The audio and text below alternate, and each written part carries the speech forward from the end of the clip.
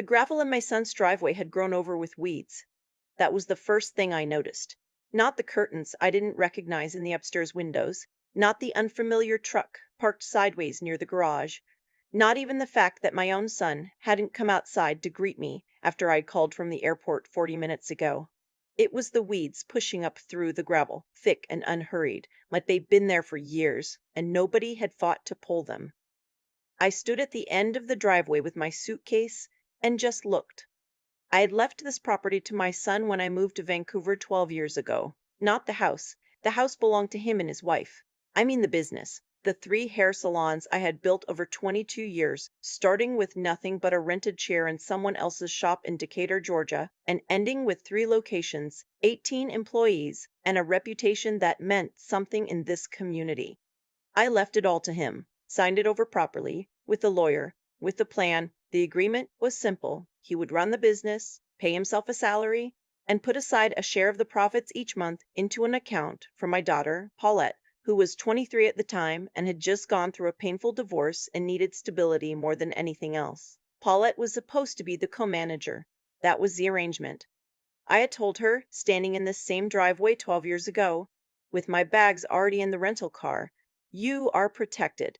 The business will take care of you. Your brother knows what to do."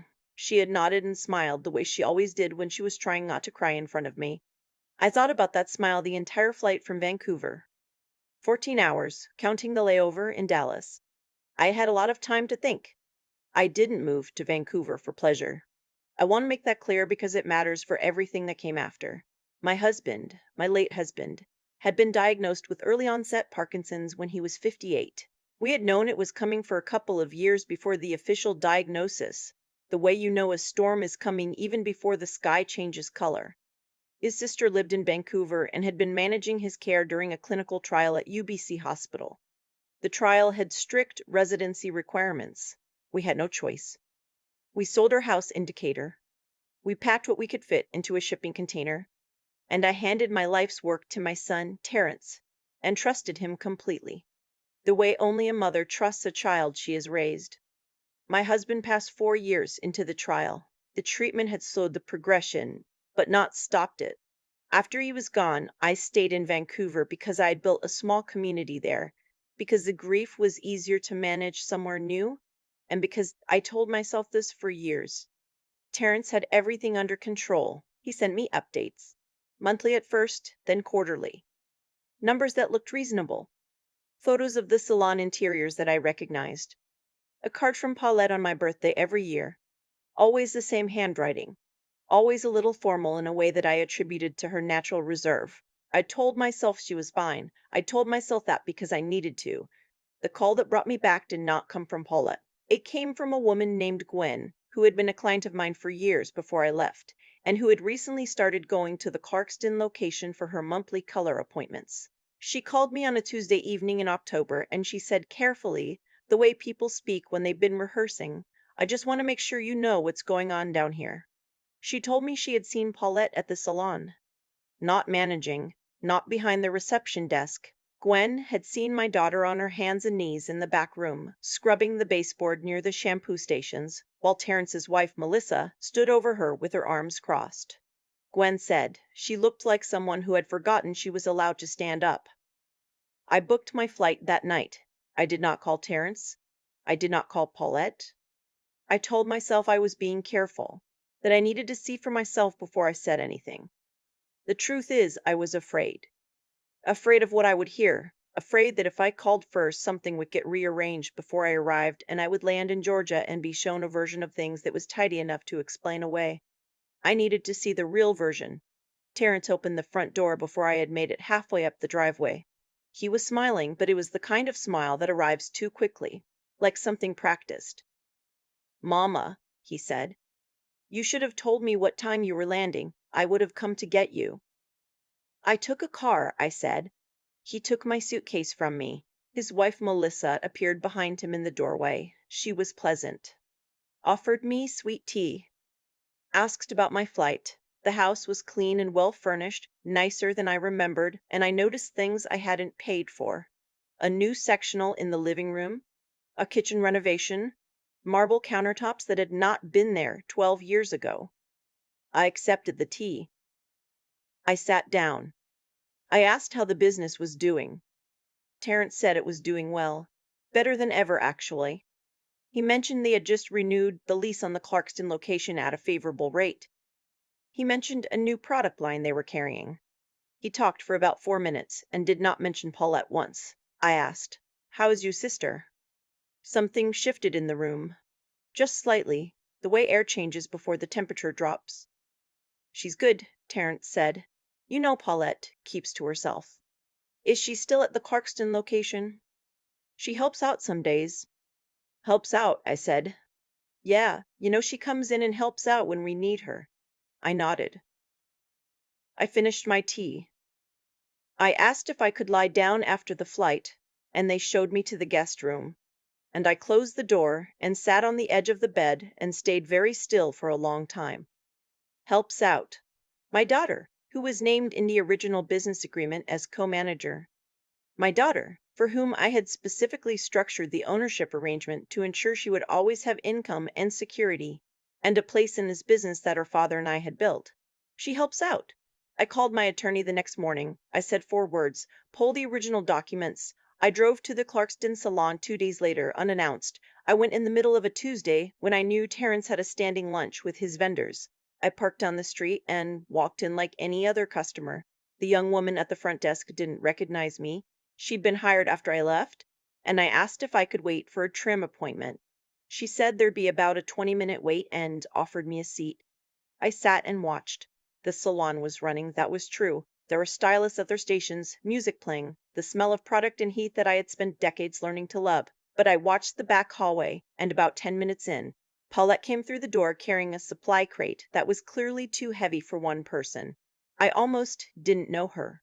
Not because she'd aged. We had video called. I knew her face. But because of something in the way she was moving. Head down, shoulders curved inward. The particular posture of someone who has learned to take up as little space as possible. She set the crate down next to the storage room and straightened up. And that's when she saw me. She froze. For a moment, she just looked at me with an expression I cannot fully describe. Not quite surprise, not quite relief, something in between that broke my heart more than either of those would have. "Mama," she said. Her voice came out smaller than I remembered. I stood up and walked to her and held her, and I could feel that she was thinner than she should have been. I kept my face calm. I kept my voice steady. I told her I was happy to see her, and I was, more than she knew. But I needed her not to be afraid, and I could feel that she was on the edge of something. Tears, maybe, or panic, or just the particular overwhelm of someone who has been holding on very tightly for a very long time and suddenly has permission to let go. "Come have coffee with me," I said. "Right now. Put down the crate." She glanced toward the back office. Then she looked at me. Then she picked up her jacket. We went to a diner 3 blocks away and sat in a corner booth, and over the next 2 hours, my daughter told me things she had been carrying for years. It started small, the way those things do. After I left for Vancouver, Terrence had gradually shifted Paulette's role. At first it was reasonable sounding adjustments. He needed her at the Clarkston location more than the others. He needed her to help with inventory. He needed her to come in earlier to open up. She complied because he was her brother, and she trusted him, and she had just come through her divorce and wasn't in a position to fight anyone about anything. Then Melissa got involved in the business. This happened about 3 years in. Melissa began handling the books, which had previously been managed by an outside accountant. She restructured the payroll. Paulette's co-manager salary was reclassified as assistant manager, and then, 2 years after that, simply as hourly staff. Paulette had asked about it. She had the paperwork from when I signed over the business, the agreement that established her role and her compensation arrangement. Melissa had told her those documents were outdated, that the business structure had been reorganized, that the lawyer had filed amended paperwork. Paulette didn't have her own lawyer. She believed them. The separate account I had set up for her, the monthly profit share that was supposed to accumulate as her financial foundation, had been absorbed into the general operating account within the first 18 months. Terrence told her it had been necessary to cover a period of slow revenue. He showed her numbers. She was not a businesswoman. She believed him. By the time I came back, she had been working hourly wages in the business her parents had built, living in a studio apartment in a part of Decatur that made me sick to think about, and had not received a single disbursement from the profit share in over 9 years. She hadn't told me because she thought I had approved the changes. Terrence had told her more than once that he kept me updated on everything and that I had agreed the restructuring was necessary. I sat across from my daughter in that diner booth and I thought about every phone call I'd had with Terrence over 12 years. Every quarterly update, every reassurance that things were running smoothly. I thought about how I had believed him because he was my son and because it was easier than the alternative. I said, I never approved any of that. She looked at me for a long moment. I didn't think you knew, she said quietly. But then I thought she would have come back. If she knew, she would have come back. I took her hand across the table and I didn't say anything because there was nothing to say to that.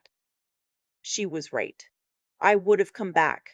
And I hadn't known, and I hadn't come back, and 12 years of her life had passed in the space of that failure. I'm 64 years old. I have done hard things. I have built something from nothing. I have watched my husband decline and die. I have lived in a country that was not mine for over a decade. I am not someone who falls apart easily, but sitting in that diner, looking at my daughter's face, I came very close. I did not confront Terrence that evening. I had learned over many years of running a business that the worst thing you can do when you have been taken advantage of is to let the other person know you've figured it out before you're ready to act. People who have been deceiving you for a long time are very good at managing conversations. They know which emotions to deploy, which explanations sound plausible, which version of events makes you feel unreasonable for being suspicious. I was not going to give Terrence that opportunity. What I did instead was call my attorney back and give her a fuller picture. Her name is Diane Okafor, and she's been practicing business law in Atlanta for 30 years. And she was not surprised by any of what I told her. She asked me to get her whatever documents Paulette still had. She told me she would need to subpoena the amended business filings and the payroll records. She told me to be patient. I was patient. I went back to Terrence's house and ate dinner with him and Melissa and answered their questions about Vancouver and watched them be warm and attentive toward me and thought, I know who you are now. That takes something out of you knowing that. It's a particular kind of grief, separate from sadness, closer to the feeling of a floor dropping out from under you. I had raised Terrence. I had taught him what I believed about honesty and family, and the responsibility you carry toward the people who love you. Somewhere along the way, he had decided those lessons didn't apply to him, or didn't apply in this situation, or didn't outweigh whatever he had gotten from taking what was his sister's. I don't know which of those it was. I'm not sure it matters. Diane found what she needed in 6 weeks. The amended business filings were real. Terrence had paid a business formation service to restructure the LLC, removing Paulette as a named member and reclassifying her as an employee. This had been done without Paulette's knowledge or consent, using his signature on a document she had signed for a different purpose entirely. She had signed an updated employee handbook acknowledgement, and somewhere in the paperwork, Melissa had inserted a page that Paulette had not read carefully. It was fraud. Diane was direct about this. The profit share account had received regular disbursements over 11 years. The total that had been redirected away from Paulette's designated account and into accounts controlled by Terrence and Melissa was, by Diane's calculation, just under $240,000. Terrence had been using my daughter's money to pay for his kitchen renovation, his sectional, his vacations, the truck in the driveway. When Diane presented the full picture to me on a video call, I sat very quietly for a moment. Then I said, "What do we do?" She walked me through it. There would be a civil case for the fraud and the misappropriation. There would likely be a referral to the DA's office for the document forgery. She recommended we move to restore Paulette's ownership stake in the business before Terrence had any opportunity to further encumber the assets. She said, "Are you prepared for what this is going to mean for your family?" I said yes, and I meant it. I had been prepared since the diner. We filed on a Thursday morning. I didn't tell Terrence in advance. Diane had advised against it, and I agreed with her reasoning. What I did do was go to Paulette the night before and sit with her in her apartment and explain everything that was going to happen. I showed her the documents. I showed her the numbers. I watched her face move through the stages of understanding. Confusion first. then a kind of dawning calculation, then something harder and quieter that I recognized. She said, "How long have you known?" 6 weeks, I said. I needed to be sure before I told you. She was quiet for a moment. Then she said, "I'm not surprised. I think I've known for a long time and just didn't let myself know." That is one of the truest things anyone has ever said to me about how survival works. The filing went through that Thursday. Terrence received notice by end of day. He called me 4 times between 5 and 7 p.m. I let them go to voicemail. At 7:15, he showed up at my hotel. I had moved out of his house the previous week, citing the convenience of being downtown. And I met him in the lobby because I was not going to have that conversation in a room where I could be cornered. He went through all of it, the explanations, the justifications, the suggestions that Paulette had agreed to things she said she hadn't, the implication that I had been away and didn't understand the operational realities of running 3 salons in a market that had changed. He was not yelling. He was composed and reasonable, and I could see that he had rehearsed this, or something like it, for some time. I let him finish.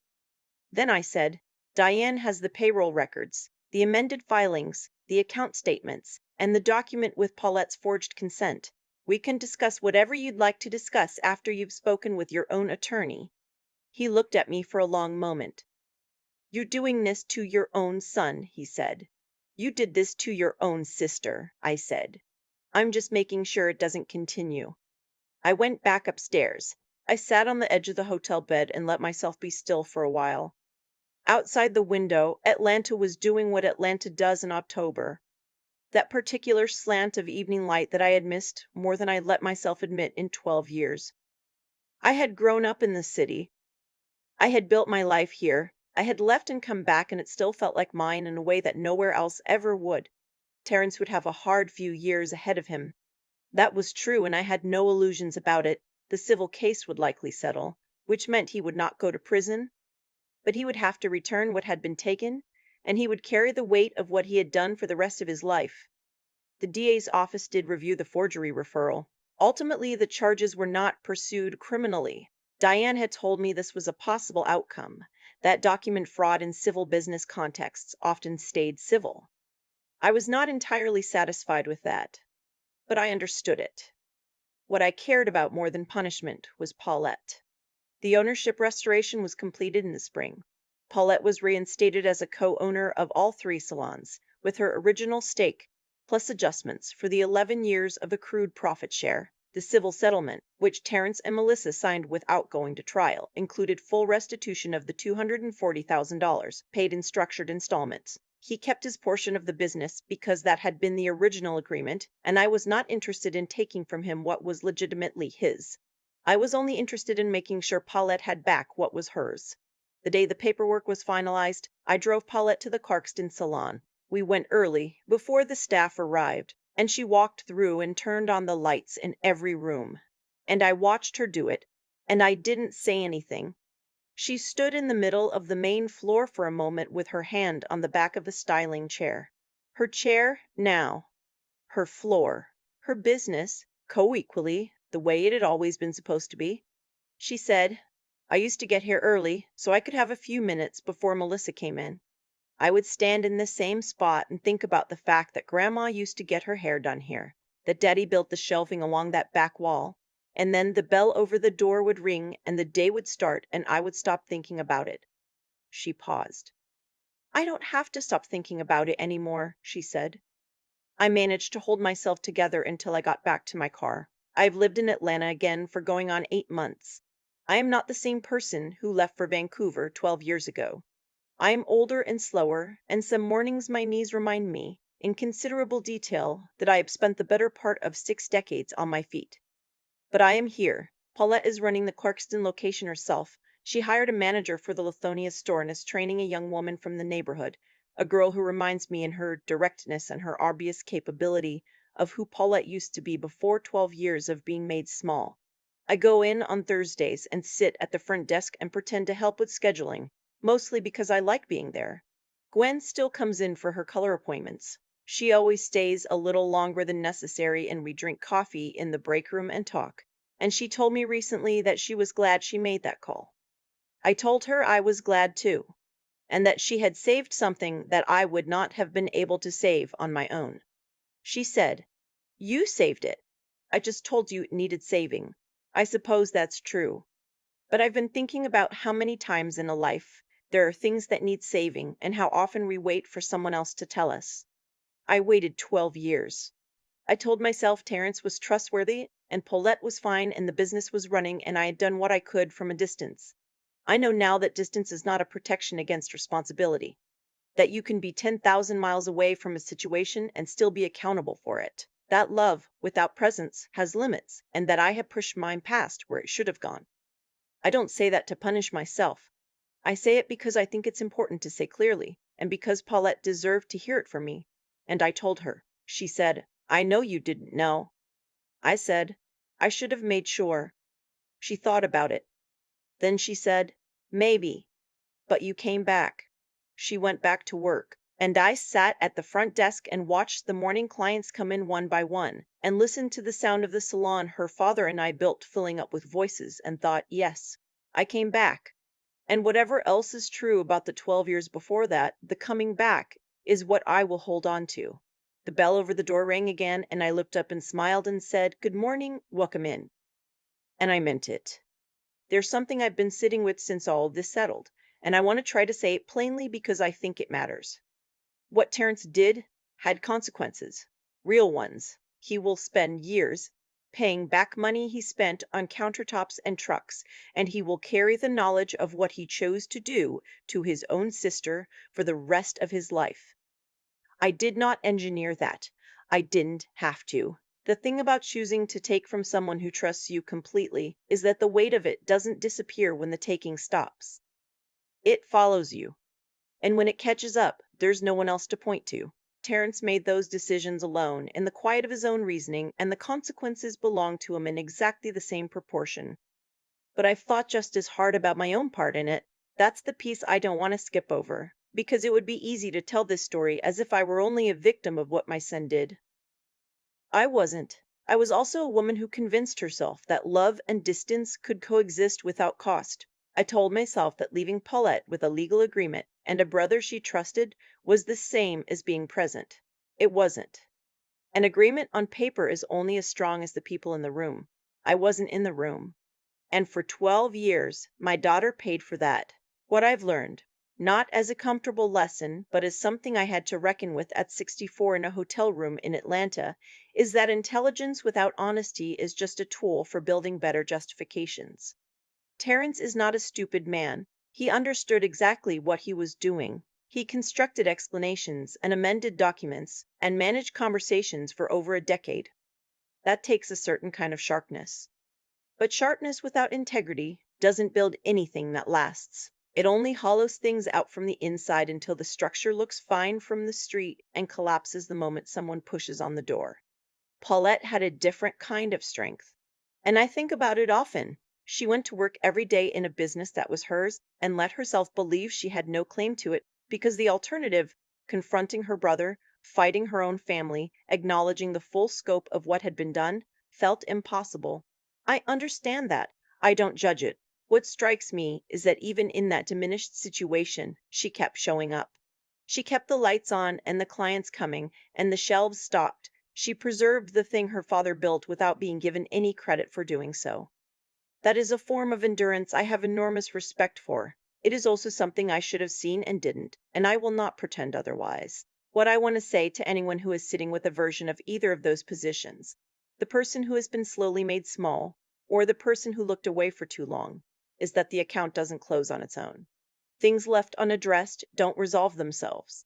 They accumulate. But the other thing that's true is that it is not too late to walk back into the room, to say what happened, clearly and without softening it, and then to start from where you actually are instead of where you wish you had been.